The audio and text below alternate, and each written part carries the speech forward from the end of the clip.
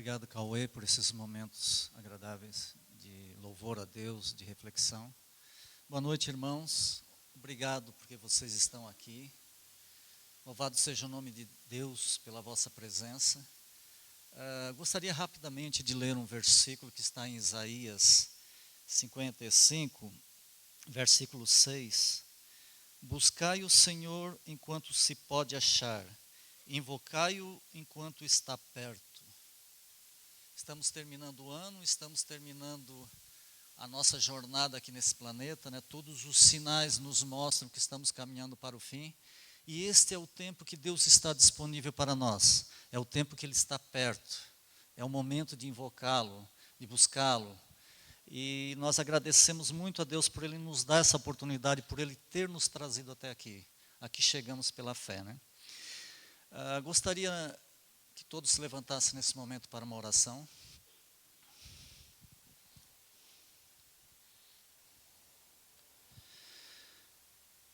Bondoso Deus e Pai, Criador dos céus e da terra, mas também um Pai amorável, um Pai que nos ama, que nos perdoa, que cuida de nós, que deu o seu único Filho para morrer por nós, para que tenhamos direito à salvação. Nesta noite, humildemente, nos colocamos diante de Ti, clamando ao Pai pela presença do Teu Santo Espírito entre nós. Esteja também com o pastor André, Teu porta-voz nessa noite, que irá repartir a Tua palavra conosco. O Senhor o abençoe a ele, a sua família, em nome de Jesus. Amém, Senhor. Gostaria de chamar a Tânia agora para fazermos então... Oi? Não tinha combinado com ela, foi de surpresa. Sim, é que ele gosta que eu esteja perto dele e eu louvo a Deus por isso. A cesta de hoje, o sorteio da cesta, todos já ganharam um papelzinho? Vocês sabem o nome da cesta? Não é família, tem outro nome. Estava na internet hoje. O nome da cesta é Inteiramente Fiel, porque geralmente os produtos que estão aqui são naturais. Mas hoje ela não está muito fiel, não, porque ela tem um chocolate aqui, tá? O Isaac gostou dessa, né? Semana que vem vai ser mais fiel, tá? Então, nós vamos sortear Felipe, quem mais está aí? Você pode soltar um número para a gente no sorteio automático. Vocês têm o númerozinho também? Vocês querem concorrer? Obrigada, Ciro.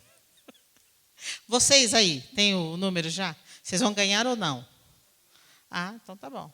Gente, a cesta é pesada, mas olha, um suquinho legal, uns moranguinhos, umas ameixas, umas peras. Aqui tem uns negócios legais. Aqui tem até kiwi, hein? Foi uma dívida para fazer essa cesta aí. Felipe, pode soltar um número aí, não vale ser o da sua mãe, hein? Escapou, Sandra, desculpa. Olha, eles acharam engraçado. Pessoal, todas as quartas-feiras vai haver um sorteio, então, de uma cesta bem legal, montada com carinho para vocês. Milene, você queria levar a cesta hoje, né? Tá, então tá bom. Quem sabe, né? Se não for esse, é na próxima, tá? Amém, amém. Uma boa resposta, uma boa resposta.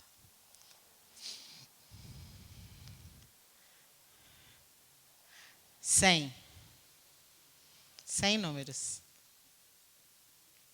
Se sair o meu número, que é o 83, eu vou passar para alguém da igreja. Aí você pode sortear de novo.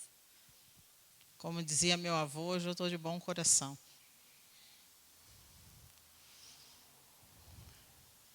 Número na tela.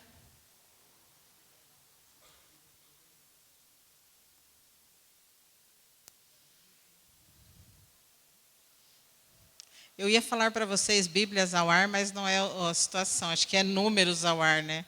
Estamos esperando.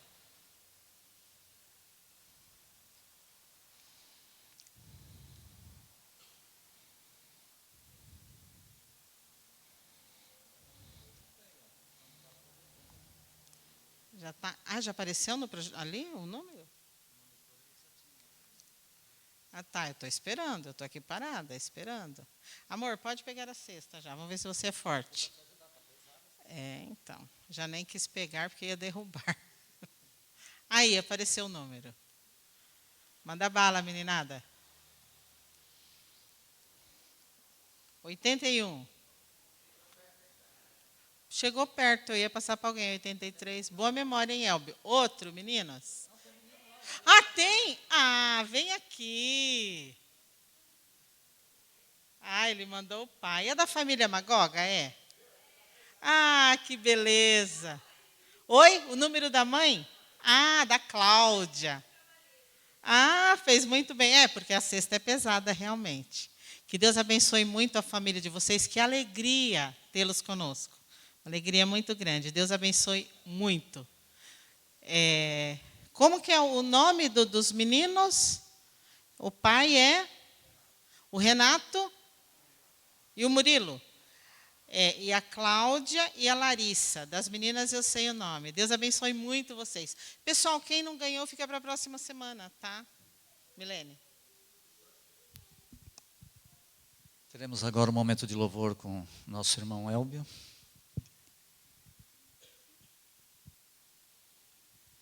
Acompanhado dessa bela orquestra, não é isso?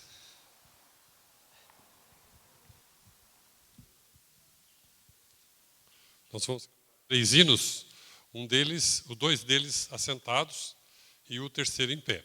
O primeiro deles, Saudai o nome de Jesus.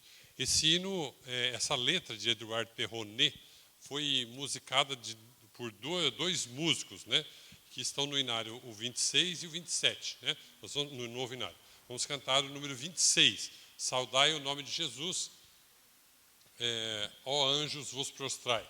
Então vamos louvar o nome de Jesus, Ele, o Filho, o Príncipe, aquele que veio e que morreu por nós.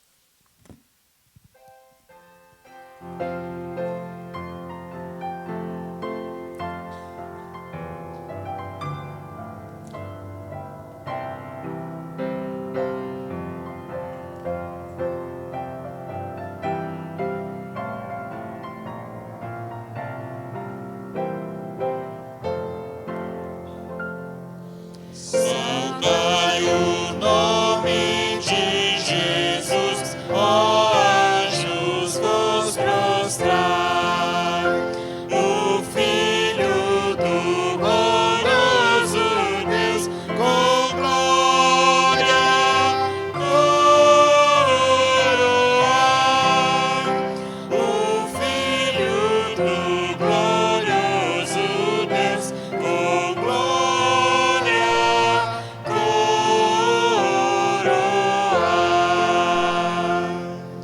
ó escolhida geração do dom eterno Pai, o grande autor da salvação, com glória coroai,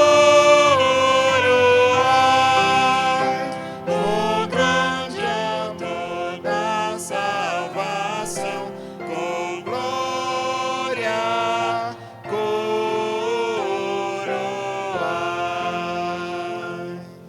Ó perdoados por Jesus, alegres adorai, o Deus da paz, o Deus de luz, com glória coroai, o Deus da paz, o Deus de luz, com glória coroai.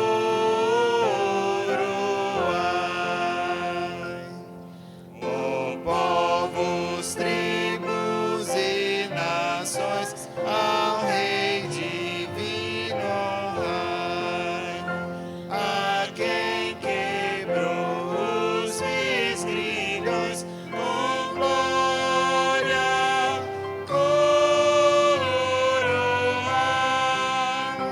a quem quebrou os esgrilhos, com glórias coroai.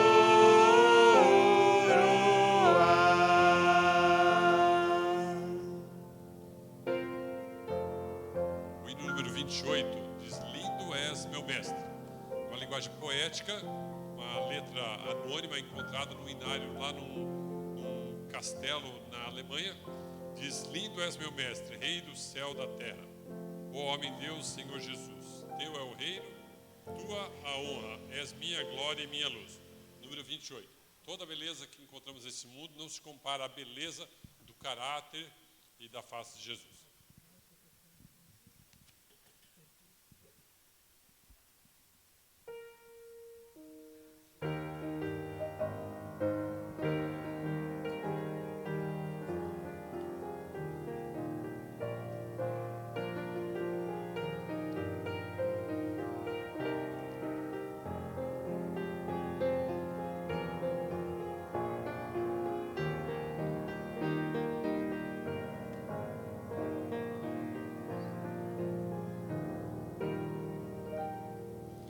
Lindo és meu mestre, Rei do céu da terra, homem Deus, Senhor Jesus.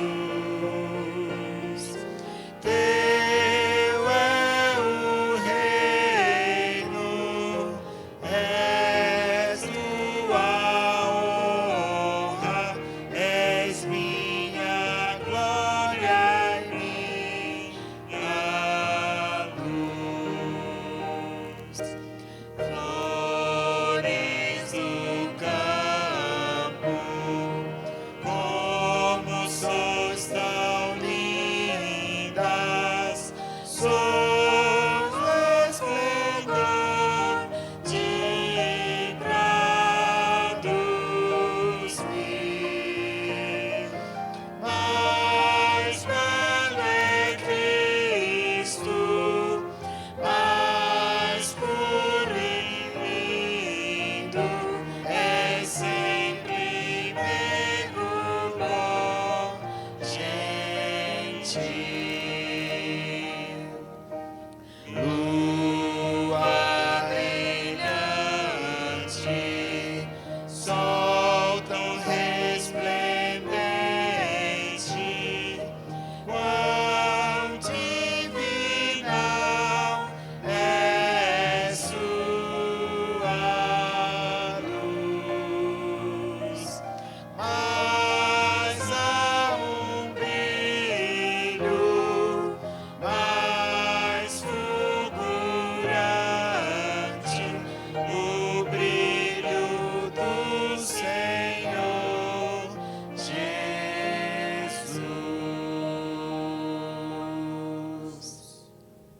O hino de 138, nós vamos cantar em pé, e diz: tal qual estou, que essa seja a nossa oração. Do jeito que eu estou, eu quero ir a Jesus, e assim devemos ir. Ele não nos deixará do jeito que estamos, ele vai nos transformar, mas que nada impeça que a gente vá a Jesus da forma como estamos. Tal qual estou, 138.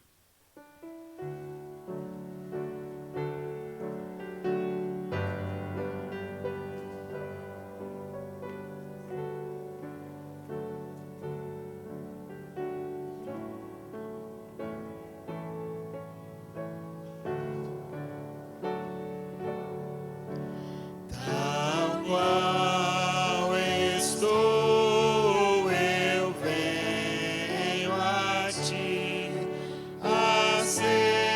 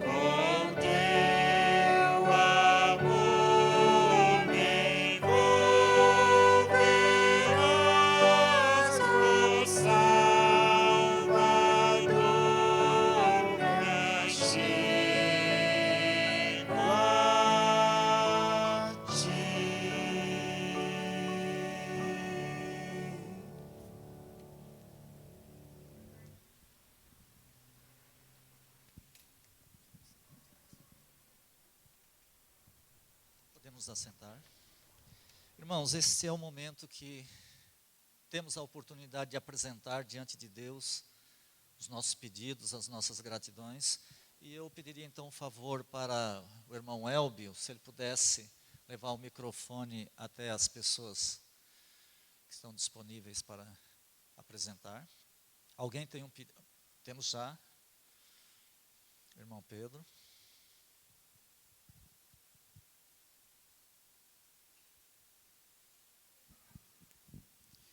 Boa noite, irmãos. Primeiramente, eu vou perguntar para os irmãos, todos que estão aqui, vocês acreditam em milagre? Amém? Amém. Todos vocês acreditam então em milagre? Então, eu posso contar o milagre que aconteceu na minha vida. Há 23 anos atrás, eu tive deslocamento de retina e fiquei totalmente cego desse olho aqui direito. Fiz a cirurgia lá no BOS, em Sorocaba, mas pouco resultado, e cada vez foi degradando e a situação ficou difícil para mim. Em esses 23 anos, com um olho só, Deus me ajudou, que eu andei, até dirigindo. 2 vezes fui para o Nordeste de carro, nada de acontecer, porque Deus estava me guiando. Era uma promessa com a pessoa que eu vivia antes, que queria ver os parentes dela. Quando ela ficou doente, vocês sabem o problema dela aqui. Hoje está com uns 20 dias que eu fiz uma cirurgia desse olho. Quando eu estava fazendo a cirurgia, o cirurgião falou para mim assim: quantos anos faz que você está cego? Eu falei, 23 anos. Ele falou, olha, seu olho está me dando muito trabalho, não dou 1% de vocês enxergar. Falei, seja o que Deus quiser. Confiei. Logo que eu desci, e ele demorou, que lá pelo jeito que eles falaram, 10 minutos eles fizeram uma cirurgia de catarata. E quando eu desci da mesa, ele falou, 30 e poucos minutos você gastou com a cirurgia. Eu desci da mesa. Eu fui na porta, de encontrar com ela aqui, que estava me esperando lá. Eu olhei e vi a maçaneta da fechadura lá da porta. Falei, graças a Deus, estou enxergando. Não era uma garantia dele. Mas na mesma hora pagou tudo. Ia embora para casa, aquele tampão. A médica falou, olha, o senhor faz o repouso bem certinho, põe o colírio às horas certas. E tomei um castigo em casa aqui dela, porque eu não podia sair para lugar nenhum. Tomar claridade. Graças a Deus. Agora mesmo eu estava cantando aqui, vocês, cantando aí, eu estava vendo vocês, com esse olho mesmo, que não enxergava, via o pontinho lá das letras, um pontinho, enxerguei. Quer dizer, estava tudo perdido. Mas Deus disse que não era assim. Amém. E agora estou vendo bem, e breve, estou até sem carta, logo estou tirando minha carta, e estou disposto a viajar outra vez. Deus seja que louvado, Deus amém. Nos guarde e Amém. Todos confiem em Deus. Ele tem a solução. Obrigado, irmão Pedro, por compartilhar conosco esse testemunho. Mais alguém? Irmão Newton. Eu, algum tempo atrás, eu resolvi comprar um caderninho, e aqui eu anoto os pedidos de oração da família, de amigos e pessoas. E hoje eu gostaria de orar de modo especial por 2 pedidos que estão aqui. Um deles, da filha do pastor que me batizou. Ela mora aqui em Tatuí, mas ela teve que se mudar para o Rio Grande do Sul para cuidar do filho, que há mais de 1 ano teve um acidente de moto e ficou em coma, está em coma até hoje. E ela essa semana ainda me deu retorno, a situação está estável, né? Mas talvez só quem tenha passado por essa situação sabe a angústia e a ansiedade que isso traz, né? 1 ano já, ele em coma, está em casa, sendo tratado, e ela não sabe como vai se resolver. Em outro caso, de uma colega, era amiga de adolescência, de de desbravadores do conjunto, chama Erci Mira. Eram 3 irmãos, e todos faziam parte da comunidade de jovens. E ela, algum tempo atrás, passou mal e foi internada, e diagnosticou-se um câncer no intestino, nos rins. E ontem o irmão dela, que todo dia me atualiza as notícias, disse: olha, não tem boas notícias, os médicos não deram mais nenhuma esperança. O câncer foi retirado, o útero, o intestino e tudo mais, e o câncer ainda está lá. E os médicos não dão esperança, porque sabem que se ela tivesse mais uma cirurgia, ela muito provavelmente faleceria, né? Ela estava fora da igreja, passou muitos anos fora da igreja, e ia se batizar, mas na última hora voltou atrás, e na semana seguinte apareceu esse câncer, né? Mas o irmão me disse que está confiante de que ela tenha se acertado com Deus, né? E a gente espera isso, mas que Deus esteja com ela nesses momentos, né? Erci Mira. E a outra mãe do rapaz que está internado é Eliette. Obrigado.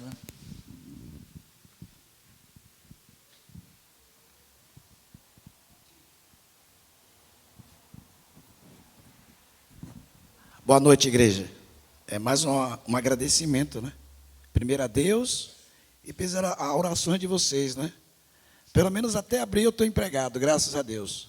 E guardando o sábado, hein? Amém. Tá? Amém. Obrigado, tá? Mais alguém?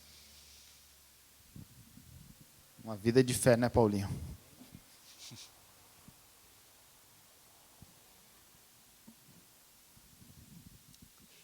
Irmãos, boa noite. Hoje eu passei no comércio de um amigo. Ele fuma muito, aquele senhor, fuma bastante. E eu já falei com ele sobre Jesus. Ele sabe que eu sou adventista. Já orei muito por ele. E hoje eu passei no comércio e ele estava com cigarro na boca. Há umas 3 semanas atrás ele estava muito mal. Até deixou de ir ao trabalho e muita febre. Também não articulei, não conversei nada com ele, mas estou orando por ele. E eu falei hoje porque eu vi no meu zap que vai ter uma semana de saúde, como deixar de fumar em 5 dias. E eu tenho esperança que ele tenha coragem de vir à nossa igreja. E os irmãos orem para que ele venha. Eu falei com ele, nossa igreja tem um programa, como deixar de fumar em 5 dias. Você topa? Vamos à nossa igreja? Vamos lutar pela vida? E ele está muito magro, tosse muito. E eu não sei, assim, os resultados de exame, eu não converso essas coisas, mas eu sei que ele está mal. E os irmãos orem por ele. O nome dele é Carlos, Senhor Carlos. Ele é um senhor magro, alto. Ele deve ter aproximadamente na faixa de seus 60 anos. Mas é um senhor de bom coração que eu vejo. E Deus pode fazer um milagre na vida dele. Até convidei ele para ele ir à clínica em São Roque. Eu disse, a nossa igreja tem uma clínica aqui perto. Eu digo nossa igreja mundial, né? Aqui em Tatuí, Brasil e tudo. Tudo somos igreja, todo mundo igual. E então eu falei com ele e ele só ouviu. Falei com a esposa. Ela disse, é muito bom saber disso. Eu disse, incentive seu esposo a ir à clínica. Lá ele vai fazer um tratamento belíssimo. Comer fruta, fazer exercício, aprender como se cuidar. Como ele não se cuidou na juventude, agora ele se cuida na velhice. Vamos nos cuidar. Enquanto eu levo o microfone para a Cecília, estava falando com minha filha, antes de começar o culto, e ela falou para mim, papai, amanhã é a minha última prova. Ela está terminando o ensino médio, e eu estou muito grato a Deus por isso. É uma vitória da família. Em primeiro lugar, eu quero agradecer a Deus pela oportunidade de estar aqui mais uma vez na casa do Senhor.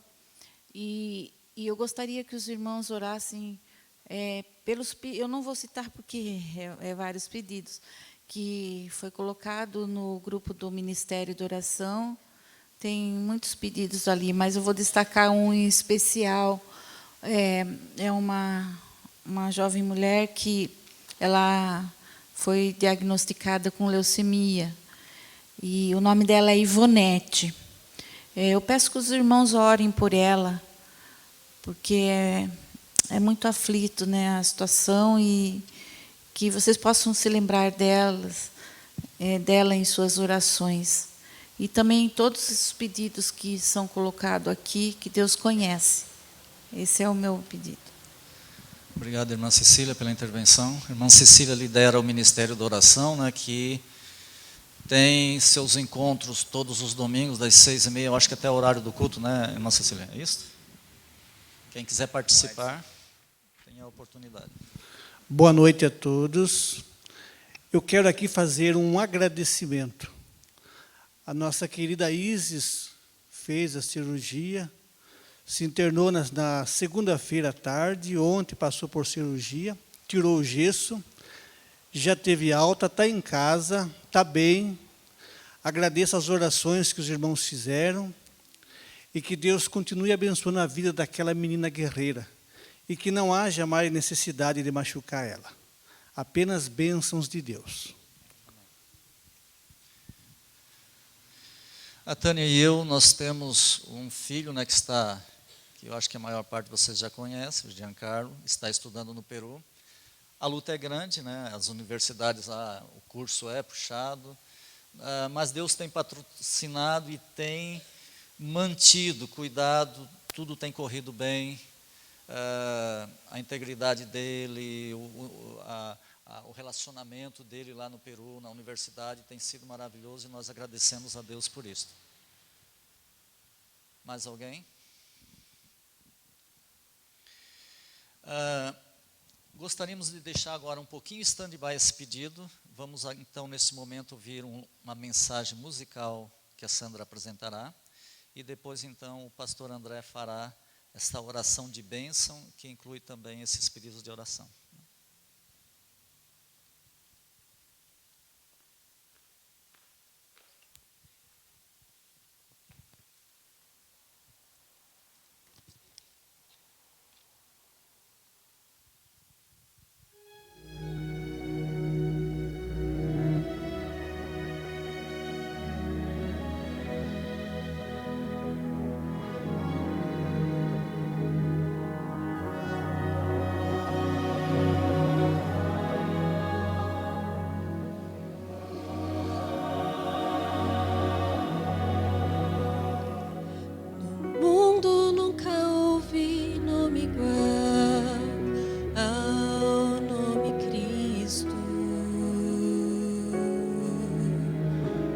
Somente esse nome tem poder, o nome é Cristo. Os anjos dão a Ele toda glória e louvor, pois Ele é Deus eterno, grande Criador. Jamais apareceu um nome igual ao nome Cristo. Várias ondas ouvem sua voz, seu nome é Cristo. O mal e a morte perdem seu poder diante de Cristo. Só Ele traz a paz ao pobre coração. Sua morte trouxe vida, plena salvação. Jamais apareceu um nome igual ao nome Cristo. Ele é o Pai da eternidade, o príncipe da paz, seu nome é Cristo. Ele é a estrela da manhã, o nosso Salvador, seu nome é Cristo.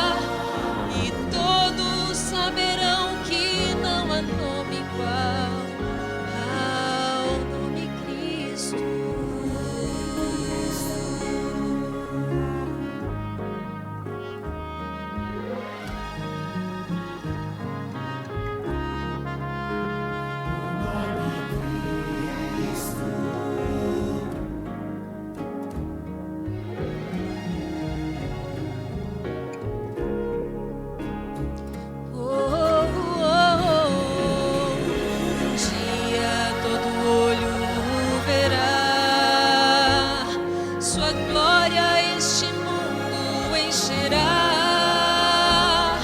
e todos saberão que não há nome igual ao nome Cristo. Um dia todo olho o verá, sua glória este mundo encherá, e todos saberão que não há nome igual ao nome Cristo.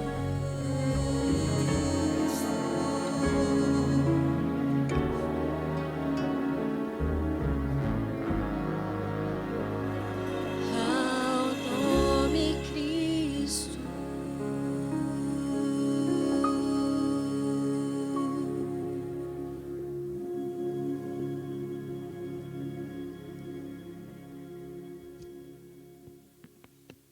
Eu convido aqueles que puderem a se ajoelharem para buscarmos a presença de Deus.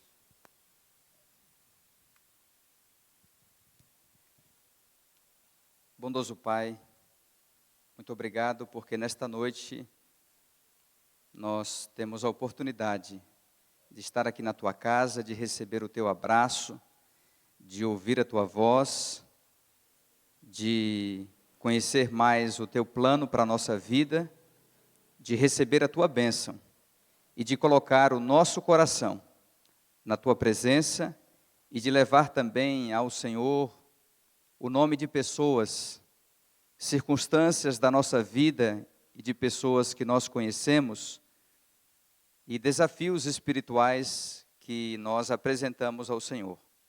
Nós clamamos pela resposta para pedidos, para situações que nós não temos condições de resolver humanamente falando, e nós colocamos tudo, ó Pai, nas Tuas mãos. E pedimos que se faça a Tua vontade e não a nossa. Pai querido, abençoa cada família que está aqui nesta noite, e também, por extensão, cada família que faz parte dessa família maior que é a Tua igreja aqui das Mangueiras. Só o Senhor conhece profundamente a vida e a realidade de cada pessoa. E por isso nós podemos nos entregar em Tuas mãos e confiar na Tua direção na nossa vida. Vivemos em tempos desafiadores, acreditamos que vivemos nos últimos dias da história do mundo. Nós não sabemos o dia nem a hora, mas sabemos que a cada dia que passa, vai se aproximando o dia em que Tu voltarás para buscar o Teu povo. Portanto, ó Pai, nos prepare, abra os nossos olhos, abra o nosso coração, coloca a Tua palavra para transformar aquilo que ainda precisa ser modificado em nossa vida, para que quando Ele voltar, estejamos preparados para ir com Ele, mas que não estejamos preparados apenas nós mesmos, sozinhos, mas também pessoas que nós podemos alcançar por meio da Tua graça. Nós oramos neste momento em nome de Jesus. Amém, Senhor. Amém.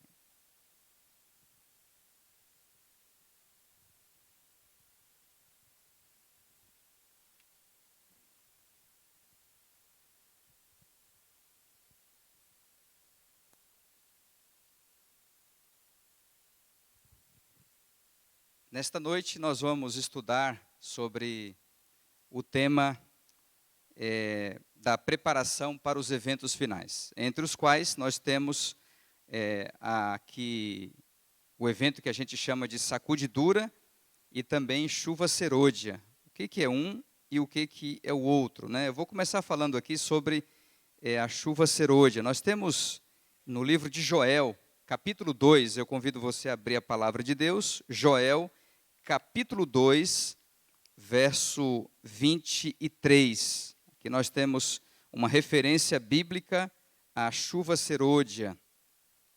Então nós temos aqui, olha só. Alegrai-vos, pois, filhos de Sião, regozijai-vos no Senhor, vosso Deus, porque Ele vos dará em justa medida a chuva, fará descer, como outrora, a chuva temporã e a serôdia. Essa imagem bíblica, na verdade, descreve a realidade de um povo de Deus, que vivia numa cultura agrícola. Se fosse escrita hoje, a Bíblia teria outras figuras, outras imagens para descrever os mesmos processos aí que envolvem a vida espiritual do povo de Deus. Então aqui o profeta Joel, ele utiliza a imagem de uma realidade daquele tempo para mostrar o que Deus faria espiritualmente. Então, como era um povo agrícola, eles então tinham uma prática de lavrar a terra, semear a terra, cultivar e então colher. Mas eles dependiam do milagre de Deus, né, por meio da chuva, né, da bênção de Deus por meio da chuva. Então, lá em Israel, eles tinham o processo ali que, resumidamente, em primeiro lugar, vinha a preparação da terra, a terra era lavrada, arada, e então depois havia a semeadura. E quando então a terra era semeada, havia a necessidade de uma primeira chuva.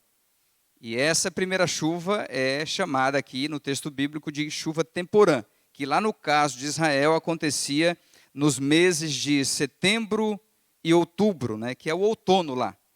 E então o grão brotava, florescia, crescia, folhas verdes, ramos, então havia aí o desenvolvimento das plantas. E quando chegava então a época da colheita, era necessário um novo período de chuvas, que não era apenas uma chuva pontual, de um dia apenas, era uma chuva de alguns dias, uma semana, 2 semanas, que era a chamada chuva serôdia, que acontecia na primavera, que eram os meses aí de março e abril, preparando então aquele grão para ser colhido, né? Aquela colheita, né? Para ser ceifada, né? Então esse era o contexto bíblico, né? Então a gente tem esse texto aqui de Joel, capítulo 2, verso 23. E o mesmo capítulo 2 de Joel, versos 28 a 38, amplia a ideia, aplicando esse contexto à vida espiritual da igreja de Deus, aqui no contexto profético, né? Quando Jesus viesse para estabelecer a sua igreja, e ele então derramaria a chuva temporã sobre o seu povo, mas também derramaria em algum momento a chuva serôdia. Então a gente tem aqui em Joel capítulo 2, verso 28 em diante o seguinte: e acontecerá, depois que derramarei do meu espírito sobre toda a carne, vossos filhos e vossas filhas profetizarão, vossos velhos sonharão, e vossos jovens terão visões. Até sobre os servos e sobre as servas derramarei do meu espírito naqueles dias. Mostrarei prodígios no céu e na terra, sangue, fogo e colunas de fumaça. O sol se converterá em trevas e a lua em sangue antes que venha o grande e terrível dia do Senhor.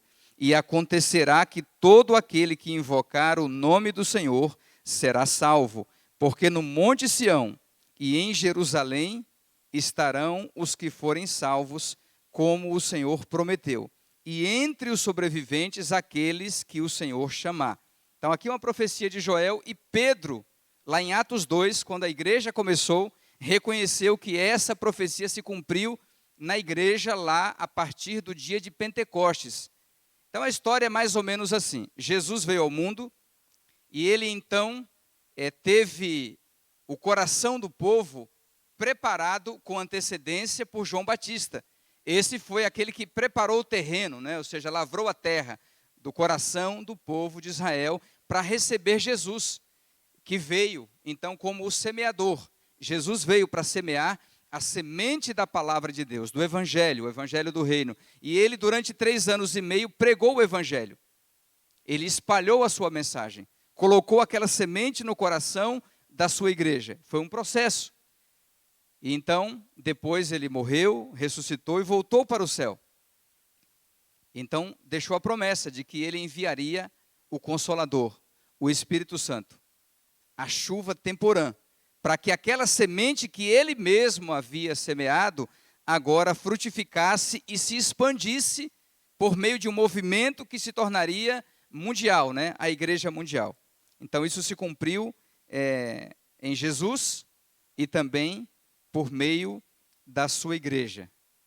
E a gente conhece a história que está relatada no livro de Atos, em que houve uma preparação do coração dos discípulos para o cumprimento dessa promessa de Cristo, né? A chuva que foi prometida, ela foi enviada. E a gente tem também um texto bíblico, que é Oséias, capítulo 6, que reforça essa ideia aqui que a gente já mencionou aqui, sobre a chuva, né? A promessa da chuva. Oséias, capítulo 6, 1-3, diz assim: Vinde e tornemos para o Senhor, porque Ele nos despedaçou e nos sarará. Fez a ferida e a ligará. Depois de 2 dias nos revigorará. Ao 3º dia nos levantará. E viveremos diante dele. E aqui ele diz, no verso 3, conheçamos e prossigamos em conhecer ao Senhor. Como a alva, a sua vinda é certa. E ele descerá sobre nós como chuva, como a chuva serôdia que rega a terra. É o mesmo contexto aqui da promessa. Em Joel, que a gente acabou de ler antes, nós temos o cumprimento tanto da chuva, a previsão, né, do cumprimento tanto da chuva temporã quanto da serôdia. Até porque tem elementos ali em Joel 2 que não se cumpriram na chuva temporã. É muito importante isso aqui. E um livro que nos ajuda muito a entender em detalhes esse tema da chuva serôdia e da sacudidura e outros temas dos eventos finais, esse livro aqui, Eventos Finais, que é uma compilação dos escritos de Ellen White sobre esse período escatológico, especialmente, ou seja, os últimos eventos antes da volta de Cristo. Se você não leu esse livro ainda, vale a pena ter e ler esse livro, estudá-lo, em conexão com o grande conflito e outros materiais também. E, é claro, a base principal que nós temos, que é a palavra de Deus, a Bíblia Sagrada. Então, eu tirei algumas considerações deste livro aqui para a nossa reflexão, o nosso estudo nesta noite, ok? Então, eu gostaria de repartir com vocês aqui algumas anotações deste livro, o livro Eventos Finais, sobre a chuva serôdia, né? Ela diz, por exemplo, que no Oriente a chuva temporã cai no tempo da semeadura, como eu já mencionei, e ela é necessária para que a semente possa germinar, ok? Então, isso aqui é algo claro, né? A chuva temporã, que se cumpriu na igreja de Jesus Cristo e transformou a igreja. Você percebe lá no livro de Atos que a igreja ela não era mais a mesma. E é interessante você entender o processo, né? Não foi algo do dia para a noite, é um processo, né? Para que essa profecia e esse plano de Deus possa se cumprir. Então, por exemplo, aqui você tem lá uma citação tirada do livro O Grande Conflito, página 611, e que está no livro Eventos Finais, no capítulo sobre a chuva serôdia. E ali diz assim: essa obra será semelhante à do dia de Pentecostes. Aqui está falando sobre a chuva serôdia, mas aqui ela comenta sobre a chuva temporã, em conexão com a chuva serôdia, ok? E ela diz, assim como a chuva temporã foi dada no derramamento do Espírito Santo no início do Evangelho para efetuar a germinação da preciosa semente, a chuva serôdia será dada em seu fim da colheita, né, o fim dessa plantação divina, digamos assim, em seu fim para o amadurecimento da seara.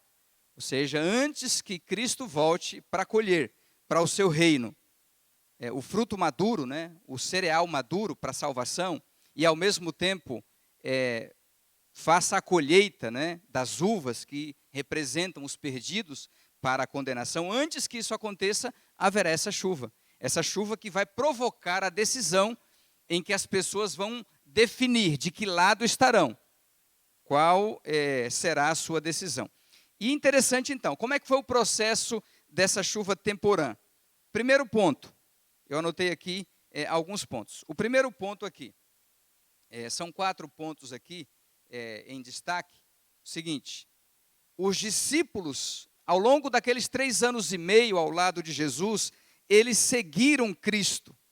E eles foram já, num primeiro momento, e numa primeira etapa transformados, mas ainda não estavam preparados para aquela grande obra que deveriam fazer, espalhando o evangelho em todo o mundo, começando em Jerusalém, Judeia, Samaria e os confins da terra. Eles não estavam preparados, precisavam de um passo a mais, ou de alguns passos a mais, nesse processo preparatório. E um segundo ponto aqui que a gente percebe é que após a ressurreição, os discípulos, chamados também de apóstolos, tiveram uma preparação intensiva para a obra, ainda com a presença de Cristo aqui na terra. Então, ele ressuscitou e ficou com eles 40 dias ainda, ensinando, andando com eles, testemunhando, orientando a sua igreja nova, ali, iniciante, não é? Um terceiro ponto, após a ascensão de Cristo, ou seja, quando ele voltou para o céu, eles tiveram, então, uma preparação intensiva adicional para a obra, mas agora sem a presença física de Cristo. Eles tinham apenas o Espírito Santo já atuando no coração deles, mas não ainda derramado na forma de chuva temporã. Tanto é que Cristo disse lá em Lucas 24, fiquem na cidade, até que do alto vocês sejam revestidos de poder.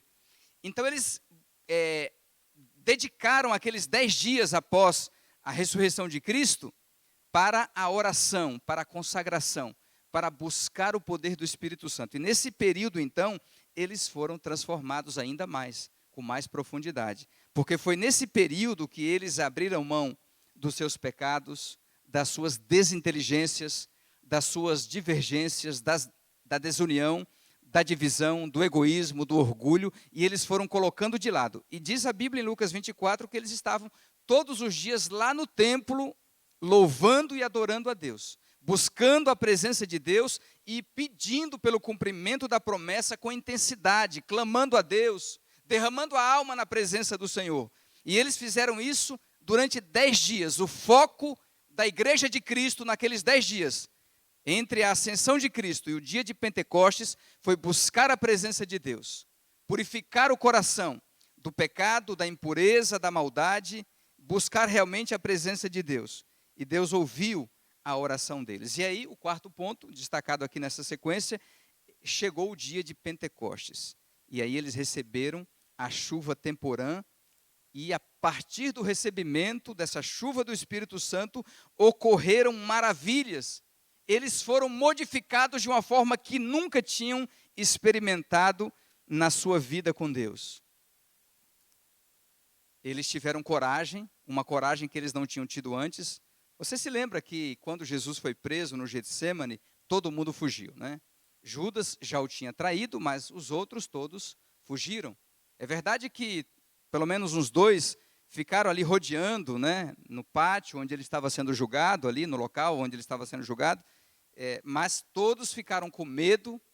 Pedro negou Jesus, com receio de também ter que ser envolvido ali no julgamento e quem sabe sofrer aí realmente algum castigo, alguma represália. Então todos estavam acovardados, né? Todos perderam a coragem. E então, depois que o Espírito Santo desceu em Pentecostes, esse medo acabou. Eles não tinham mais medo de morrer. E como João fala em Apocalipse 12, eles não amaram a própria vida até a morte.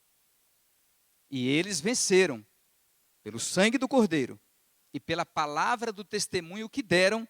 Faz algumas semanas eu preguei aqui também sobre Estevão.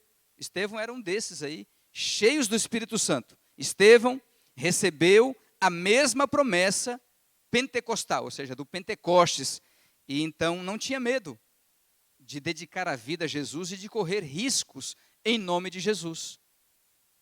Isso é muito importante a gente ter em mente, não é? Claro, houve crises, mas a igreja estava cheia do Espírito Santo. E em consequência dessa dotação do Espírito Santo sobre a igreja, o que acontecia, irmãos?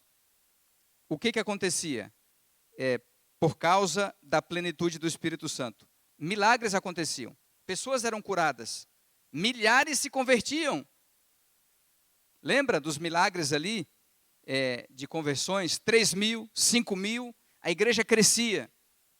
curas, Atos 3, ressurreições, até a sombra de Pedro fazia milagres pelo poder de Deus. Então a igreja teve uma transformação radical, e eles então começaram a pregar o evangelho. Primeiro em Jerusalém, mas houve crises também, e uma delas foi a perseguição.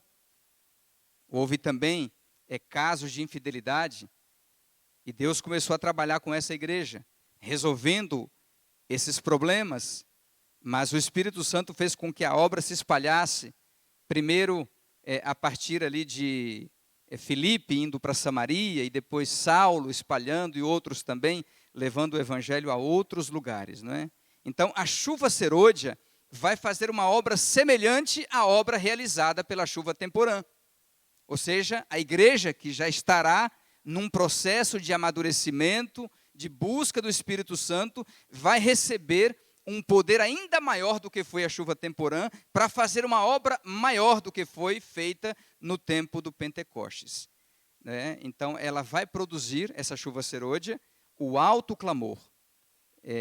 Então, ela diz aqui, nesse tempo, a chuva serôdia, ou refrigério pela presença do Senhor, virá para dar poder à grande voz do terceiro anjo e preparar os santos para estarem de pé no período em que as 7 últimas pragas serão derramadas. Eu entendo que quando a chuva serôdia for derramada, a igreja já estará definida. E aqueles que não aproveitaram a oportunidade de se desenvolverem na sua fé com as gotas da chuva temporã, eles já estarão separados, né, pelo processo de sacudidura. É importante a gente ter isso em mente, porque a chuva serôdia tem como finalidade, uma das principais finalidades, capacitar a igreja para anunciar ao mundo a mensagem do terceiro anjo de Apocalipse 18, num alto clamor. Então eu não entendo que quando essa chuva serôdia for derramada, ela ainda será útil para tentar transformar ou converter alguém que já está na igreja e não tomou a sua decisão. É diferente daqueles que estarão em Babilônia ainda, e por uma ignorância, não conhecendo toda a luz, ouvirão o chamado, Apocalipse 18, verso 4, sai dela, povo meu, sairão para se encontrar com a igreja que será o remanescente do remanescente, e para juntos ali proclamarem o último recado, o último convite de misericórdia de Deus. E essas pessoas que estão espalhadas aí em igrejas diversas, mas que não têm toda a luz da verdade, não conhecem a luz da verdade, ou não estão em nenhuma igreja, podem estar em outras igrejas ou em nenhuma igreja, e eles ouvirão essa mensagem e perceberão que a Bíblia está dizendo uma coisa, mas a igreja deles, ou a filosofia deles está dizendo uma outra coisa, e eles então ficarão em dúvida, será que eu saio, será que não saio, vou, não vou, aceito, não aceito, e vão pensar assim, mas eu estou nesta igreja aqui há muito tempo, eu estou nessa tradição há décadas, minha família era dessa tradição, meus pais, meus avós, e eu gosto daqui, da música, eu me sinto bem, tenho bons sentimentos, bons amigos, mas a hora que ele perceber que não dá mais, ele vai ouvir o chamado, sai dela, povo meu, e ele vai sair. E é por isso que a igreja deverá estar preparada para receber essas pessoas. Não será de qualquer jeito que receberemos essas pessoas que aceitarão o último convite de Deus. Então precisaremos estar maduros para receber a chuva serôdia e assim poder participar desse grande movimento, esse movimento espetacular que acontecerá nos últimos dias da história da Terra, né? Nós podemos sempre receber a chuva temporã, mas a serôdia será concedida no momento profético determinado por Deus para amadurecer a igreja e preparar a colheita de decisões. A serôdia pode ser dada na dimensão individual também. Olha que interessante, né? A gente às vezes acha que chuva serôdia e sacudidura e outros eventos são apenas eventos localizados em um dia ou em uma semana, um mês, não importa. Mas eu entendo que tanto a sacudidura, que é a separação, né, do trigo do joio, ou do trigo da palha, né, como a gente pode olhar em Amós capítulo 9, são processos, mas eles têm o seu clímax, têm o ponto alto.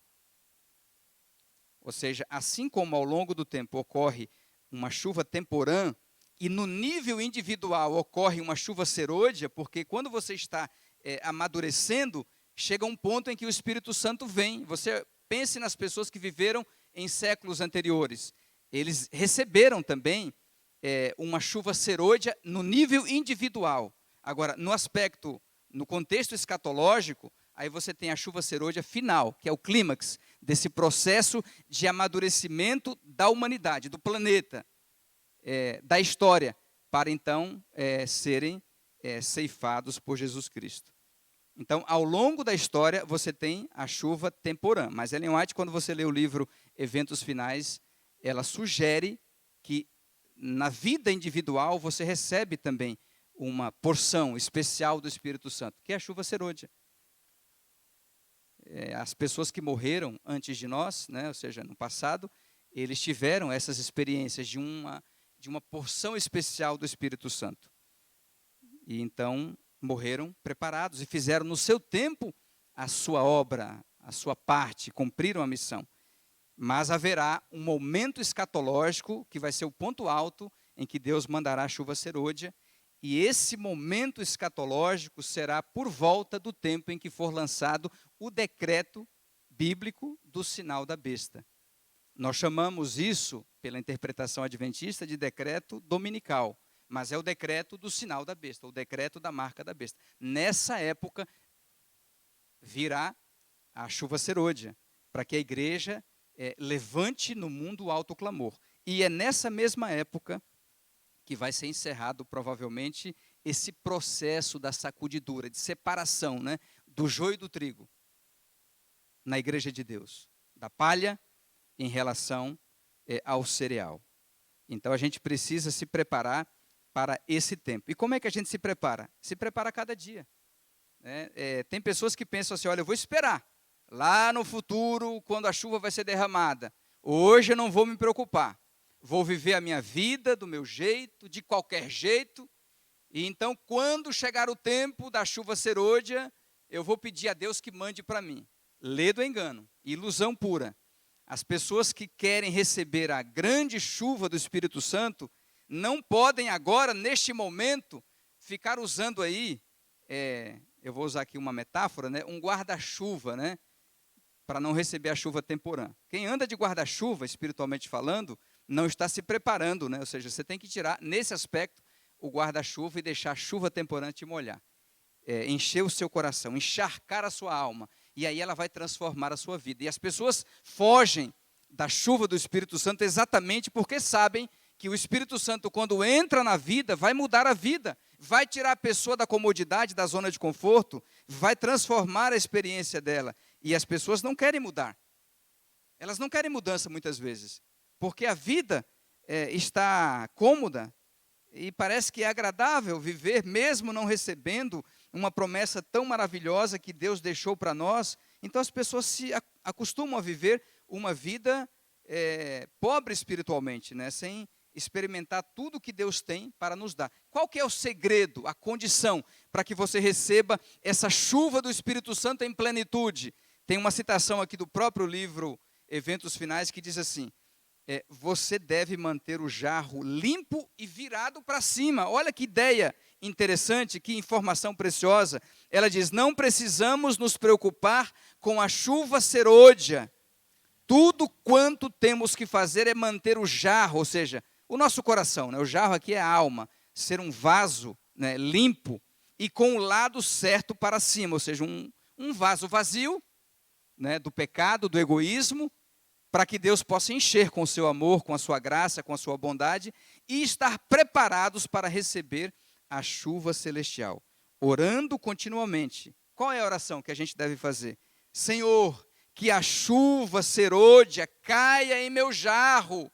Por favor, Senhor, que a luz do anjo glorioso que se une ao terceiro anjo resplandeça sobre mim. Dá-me uma parte no serviço. Eu quero participar, Senhor. Não me deixe fora. Mande a Temporã já a partir de hoje. Me ajude a arrumar a minha agenda, a organizar o meu tempo, a deixar de lado aquilo que for necessário, afastar da minha vida, para que eu possa receber o Espírito Santo. E que eu também proclame, que eu seja um colaborador de Cristo. E assim, buscando a Deus, permitam dizer-lhes, aqui ela traz uma promessa, Ele nos está preparando todo o tempo, concedendo-nos a sua graça. Olha, irmãos, que perspectiva fantástica, não é, que nós temos aqui na revelação divina, não é? Então, a condição para receber a chuva serôdia no futuro é você buscar a chuva temporã no presente, a cada dia, a cada momento, viver com a vida voltada para isso. E aqui ela faz uma advertência assim que me deixou até reflexivo quando li. Ela diz: temos esperança, é uma pergunta, temos esperança de ver toda a igreja reavivada? Ela diz: esse tempo nunca chegará. Por que você não começa a buscar? Não, vou esperar a igreja toda. Quando a igreja, né? Aí você fica pensando assim, né? Quando haverá o movimento na igreja, quando o pastor, ancião, diácono, todo mundo vai começar. Por que você não começa? Por que eu não começo? Essa busca do Espírito Santo. Ela fala, esse tempo nunca chegará. Há na igreja pessoas não convertidas e que não se unirão para orar de forma determinada e intensa. Precisamos entrar na obra individualmente, embora Deus atue também de maneira coletiva, mas a obra espiritual de salvação é individual. Precisamos, ela fala, orar mais e falar menos. Irmãos, leia esse livro, Eventos Finais, e você vai ser abençoado. Deus vai te abençoar com essa leitura. Com certeza vai te enriquecer. E você vai perceber que algumas coisas a gente tem feito de maneira errada. Temos trocado prioridades, temos invertido prioridades na nossa vida, não é? Então é um assunto que a gente deve enfatizar sempre, né? E nos lembrarmos de que esse movimento não deve ser visto como algo remoto, lá para o futuro, ele deve começar hoje. E ela fala até em algumas passagens de que já começou, já está começando. Da mesma forma, a gente pode dizer isso em relação à sacudidura, né? Será que a sacudidura já começou? Ela já começou.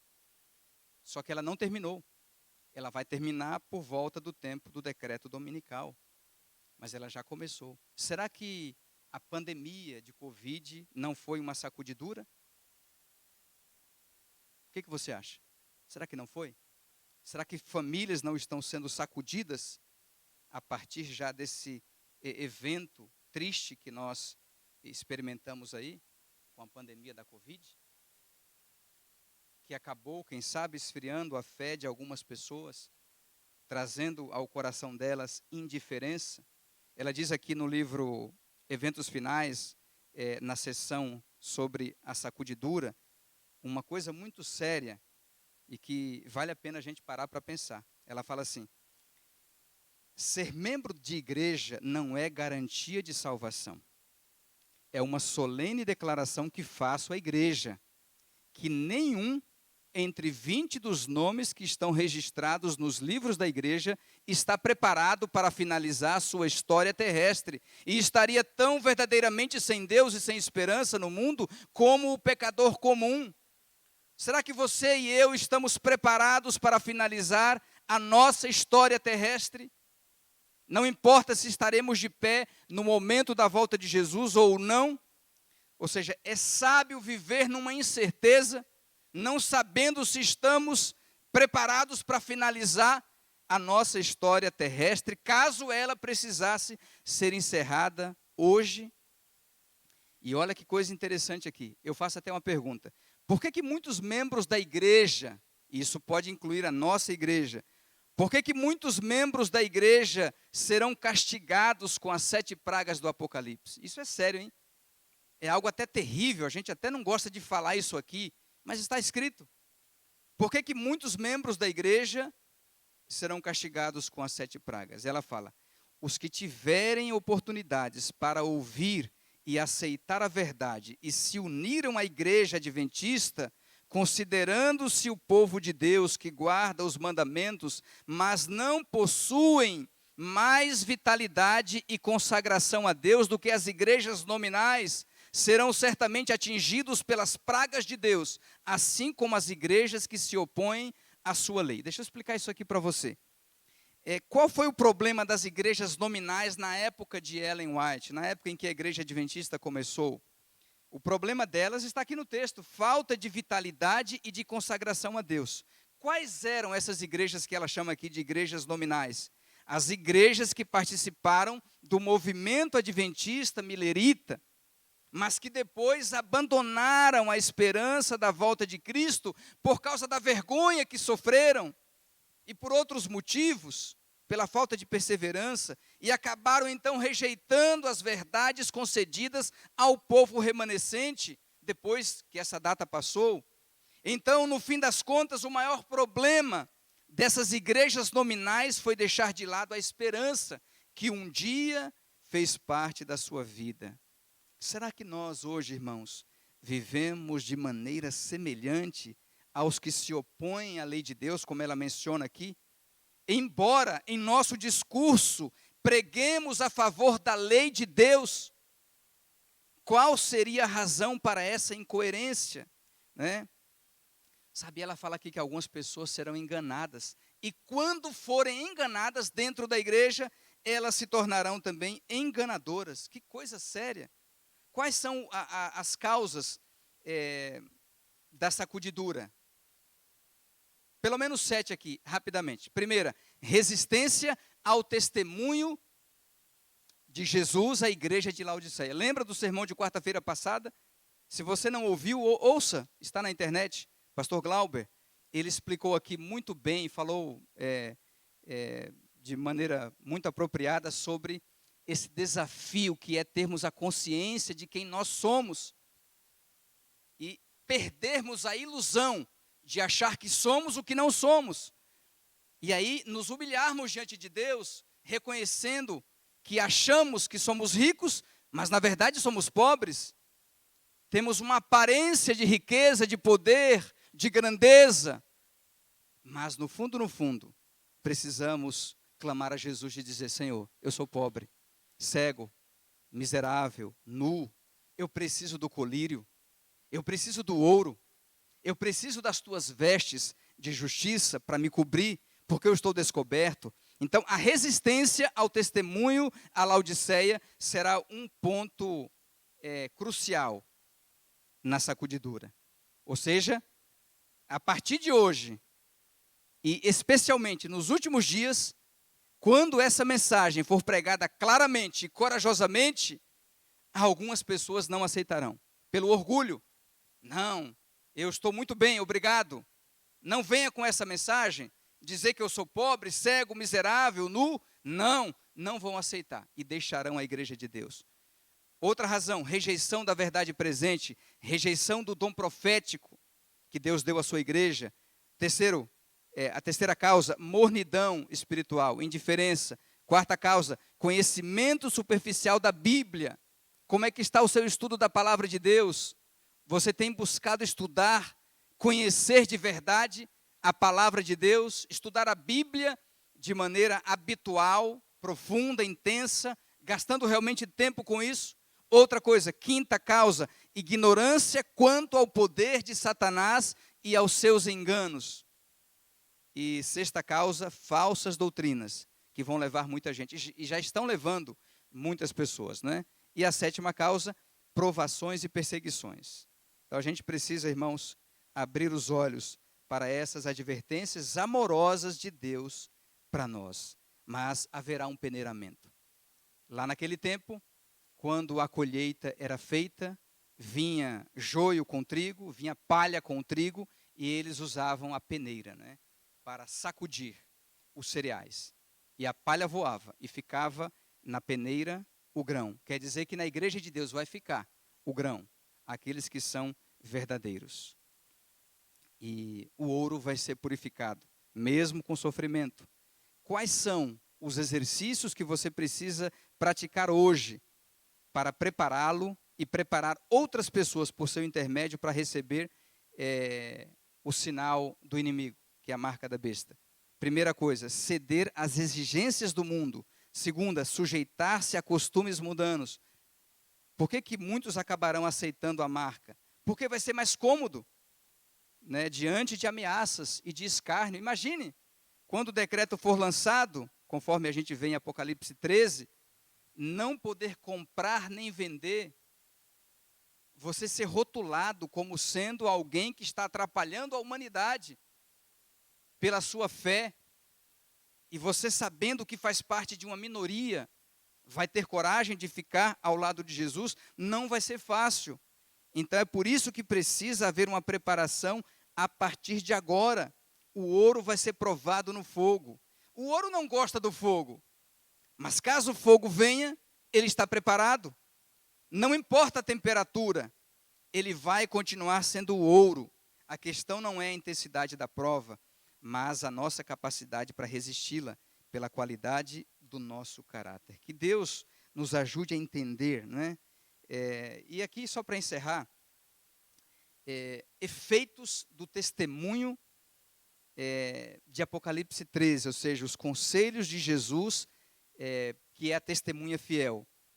O primeiro efeito, haverá uma exaltação da norma, dos princípios de Deus. O pecador será humilhado diante da graça de Deus. Ao exaltar a norma, ele vai se humilhar diante de Deus. Segunda coisa, ele vai declarar ao mundo a verdade. E por isso alguns que não suportarão esse testemunho, a Laodiceia, entrarão no processo ali de sacudidura. Então, ela é um evento, mas é também um processo, né? Sabe, irmãos, a gente tem hoje um tempo de paz, pelo menos no Brasil, né? Não em todos os lugares, mas no Brasil a gente tem ainda um tempo de paz. A gente não sabe até quando, né? Agora, esse tempo de paz, será que está sendo bem aproveitado por todos nós? Será que eu estou utilizando o tempo de paz para garantir, pela negligência do meu silêncio, uma falsa proteção? Será que eu estou me iludindo com uma suposta lealdade do lado do inimigo? Isso não vai acontecer. Qual será a consequência de nos sujeitarmos como igreja a uma espiral do silêncio que já está aí em vigor? Mesmo em tempos de liberdade religiosa, já há uma espiral do silêncio. Tem coisa que você não pode falar. Lá fora, não dá para falar. Porque se falar, você pode ser preso. Você não pode ficar na rede social. A família te rejeita. E na igreja também o efeito disso é sentido. Qual será a consequência de a gente aceitar calados essa espiral do silêncio exatamente por medo de perder a liberdade? Agora, a pergunta que eu faço, isso não seria exatamente a forma mais rápida e fácil de perder essa liberdade de uma vez por todas?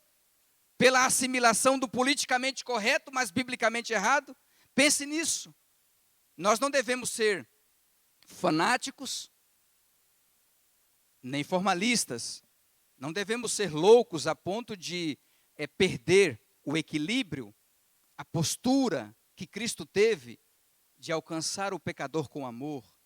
Mas a gente tem uma verdade salvífica, amorosa, mas uma verdade que dói no ouvido de muita gente. Qual será a nossa escolha? Isso é parte da nossa preparação para todo esse processo de sacudidura, não é? E eu encerro com uma última citação aqui desse livro maravilhoso, para responder a uma pergunta, que é a seguinte: de que maneira Deus espera que o povo dele prepare o caminho para o rei que vem em breve?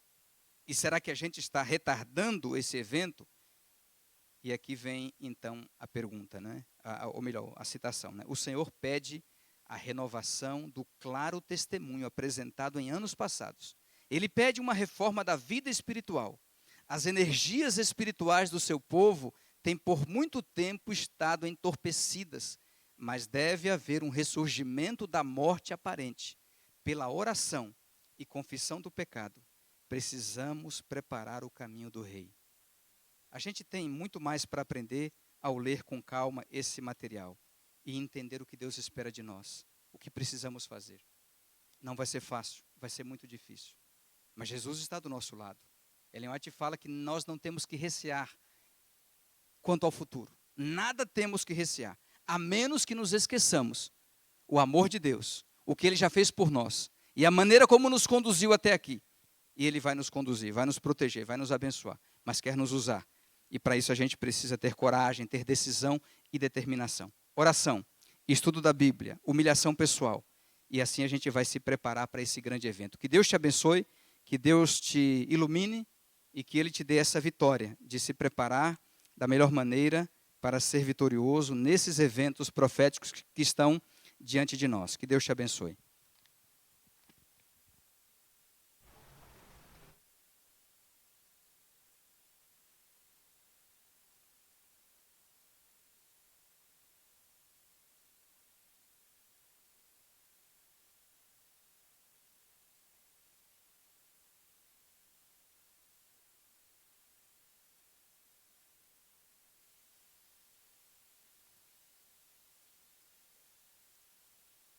Bondoso Pai, muito obrigado, Senhor, porque no seu grande amor, o Senhor nos chama para a preparação para a volta de Cristo. E de acordo com a profecia, Senhor, haverá alguns eventos. Haverá muitas bênçãos derramadas sobre a tua igreja, milagres, curas, derramamento especial do Espírito Santo na forma de chuva serôdia, milhares, milhões de pessoas convertidas, um movimento espetacular, um alto clamor levando o nome de Jesus, o Cristo crucificado que virá para buscar o seu povo em glória um dia. Mas em meio a tudo isso, ó Pai, nós sabemos que haverá desafios. E a gente já começa a sentir parte deles na nossa pele. Hoje, a gente percebe que o mundo se prepara para um controle sobre as liberdades, inclusive no aspecto religioso. E por isso, ó Pai, nós precisamos estar preparados, atentos, conscientes de que temos uma obra a fazer. Primeiro em nós, com oração, com consagração, com a busca do Espírito Santo, limpando o vaso e deixando esse vaso virado para cima, para que quando essa chuva caia, ela caia em nosso coração. Mas ela já começa a cair hoje por meio da chuva temporã. Estamos aqui, ó Pai, com o coração aberto, e essa obra se reflete lá em nossa casa, em nossa família. Temos esposo, esposa, filhos, desafios, quem sabe dentro dos lares aqui representados e dessa igreja, há algumas pessoas mais inclinadas a te buscar, entre os membros da família e outras mais indiferentes. Portanto, há uma luta já começando em nosso lar. Portanto, ó Pai, nós pedimos a tua misericórdia. Nós clamamos por tua ajuda. Abra os nossos olhos e nos ajude a ser testemunhas amorosas e equilibradas para que outros olhos sejam abertos. E que assim, ó Pai, o inimigo não nos engane, não nos derrote, não nos afaste. Que estejamos, ó Pai, com o Espírito Santo em nosso coração, habilitados e à prova de sacudidura e preparados para receber a chuva serôdia. Não somos dignos, não somos bons, mas Tu és bom, Tu és maravilhoso e queres nos abençoar. Leva-nos, ó Pai, com a Tua paz, com a Tua bênção. Oramos no nome de Jesus. Amém, Senhor.